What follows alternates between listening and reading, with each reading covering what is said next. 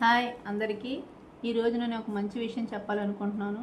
అదేంటంటే మనలో అందరికీ చాలామందికి చిన్న చిన్న సమస్యలు, ఆరోగ్య సమస్యలు అనేవి ఉంటాయి కదా.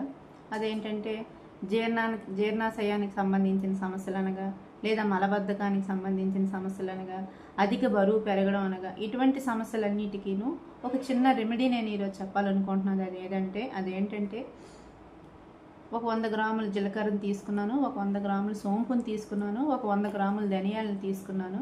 మూడింటిని వేరువేరుగా వేపుకొని మిక్సీ పట్టుకొని ఒక గాజు కంటైనర్ సీసాలో మనం స్టోర్ చేసుకొని పెట్టుకుంటే ఎర్లీ మార్నింగ్ మనం లేచిన తర్వాత ఒక గ్లాస్ గోరువెచ్చని నీటిలో ఈ పౌడర్ని ఒక స్పూను మనం కలుపుకొని తాగి, అది గాబరాగా తాగకుండా సిప్ చేస్తూ తాగుతూ ఉండాలి.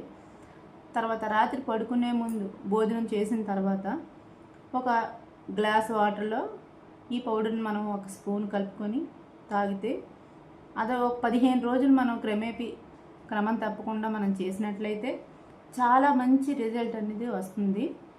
ఇది నేను చేశాను, నాకు ఉపయోగపడింది. మీకు కూడా అందరికీ ఉపయోగపడాలనే ఉద్దేశంతో నేను ఈ వీడియో పెట్టదలుచుకున్నాను. Please like, share.